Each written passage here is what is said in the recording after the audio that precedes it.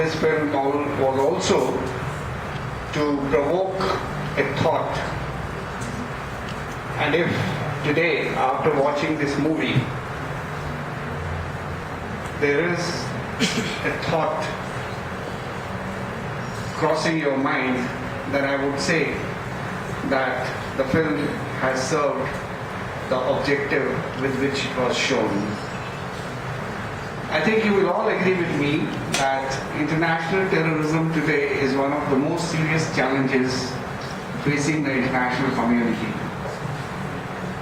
Of course, the 9/11, the incident of 9/11 involving the World Trade Centers in USA has changed the focus on this issue, and this has become a topic of international engagement.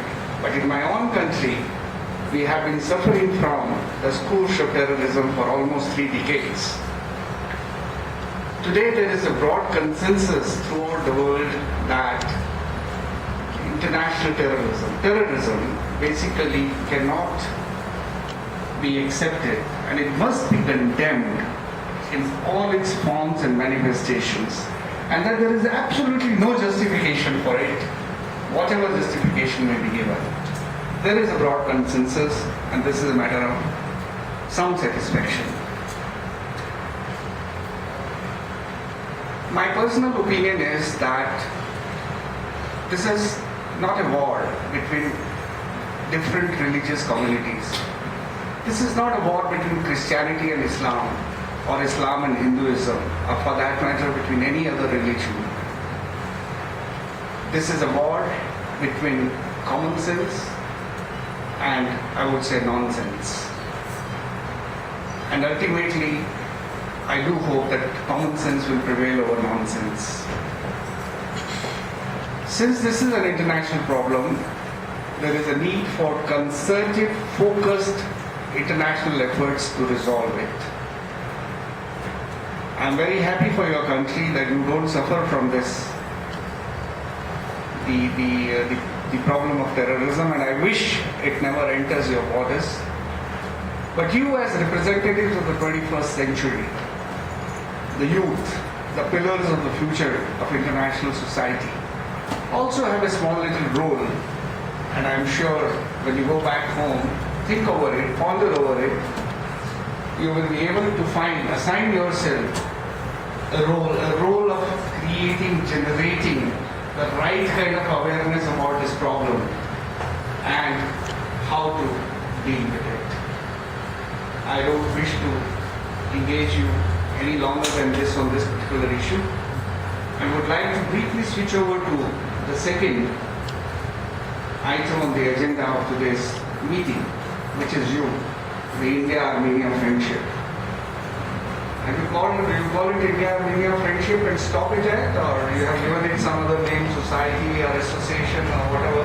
There is a number of Indian. Well, I would at the outset like to compliment Rananche at the other end, Ruzana at this end, and anybody else and everybody else.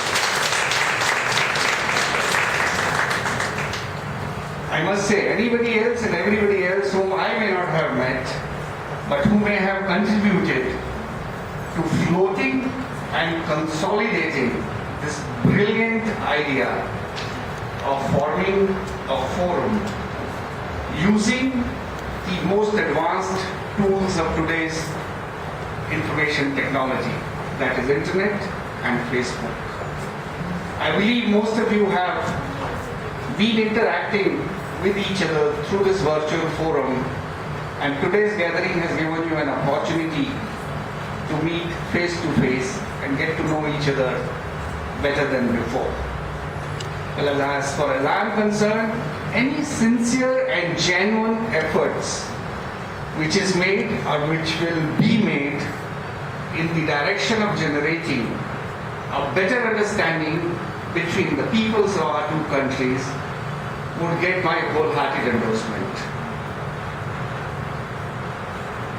I am sure all of you together And I'm sure I don't have to go into the history of India-Armenia relations, which go back to 2,000 years, and how we have been interacting with each other for the past 2,000 years, past several decades, and there was a hiatus in between, and of late, again, there is, a greater interaction between our two communities, leading to the emergence of a small little Indo-Armenian community in the form of, the marriages between the nationals of the two countries.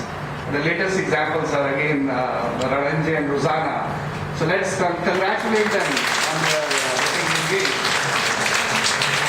And adding to where is Rosanna? Yeah, be there. So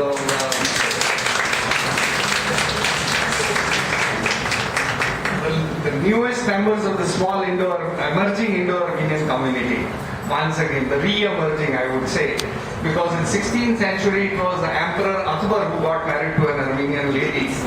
After it needed so many centuries, before the Indo-Armenian community could reappear and re-emerge on this arena. Well, I do not have any lectures to deliver you. You are young people. You represent 21st century. I'm sure you will evolve into an effective forum through which you will be able to create, a bridge between our two societies. And let me share with you my own assessment. Howsoever different we may appear, you are fair, we are black, but ultimately we are all Asians. And when it comes to basic human values, there is a lot of convergence between our two societies. So I wish you all the best in all your endeavors, evolving into a structured organization and carrying out good jobs, not only which will consolidate, the friendship between our two countries, but in totality would contribute for the good of the international community. Once again, all the best to you. Thank you very much for your attention.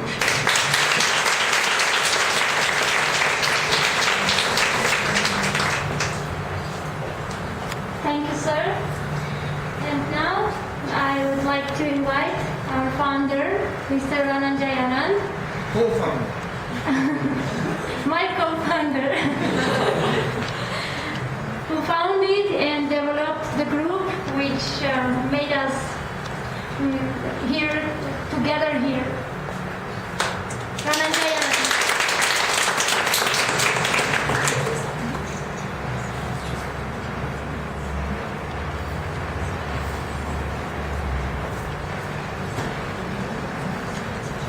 Dear friends, ladies and gentlemen, I'm really amazed to see such a great response from our friends who were interacting basically on a virtual platform. It was like we know each other but we haven't seen each other. And this is the occasion which has given such a great opportunity with the help of Embassy of India. They have supported us to have this meeting and to discuss with each other, to see each other, to formalize our relationship that is happening since last 2.5 years. We have already crossed around 1,171 membership on Facebook. It's a Facebook virtual group. People were talking. We are talking so many things about India and Armenia friendship. We have seen so many Bollywood movies. Armenian friends saying that. We like Jimmy, Aja, and these kind of stuffs were happening on Facebook. But anyway, I think these small things are basically bonding us together. And I would like to say from my core of my heart that this is totally dedicated to a person who has inspired me to do this. And she's my fiancée, Mrs. Rosanna Ashogyan, who is the co-founder of this group. And the thing is that India-Armenia friendship has emerged totally out of love. It's its emergence of love and friendship, and I'm amazed to see the result here. So welcome you all to this session of introductory session basically for the India-Armenia friendship. Welcome you all from the core of my heart. So I would be giving a formal introduction of this organization, which is called Indo-Armenian Friendship. Why we thought the need to have it as a physical entity, because we need to act. We need to have a common platform where we can say that friendships are not only virtual, but friendships should occur in such a manner that we are connected to the grassroots level. We can say that it is a people-to-people connection, strongly, growing strength to strength. So we decided Indo-Armenian friendship, and after discussing with so many people, we have found an idea that why it should only be Indo-Armenian, because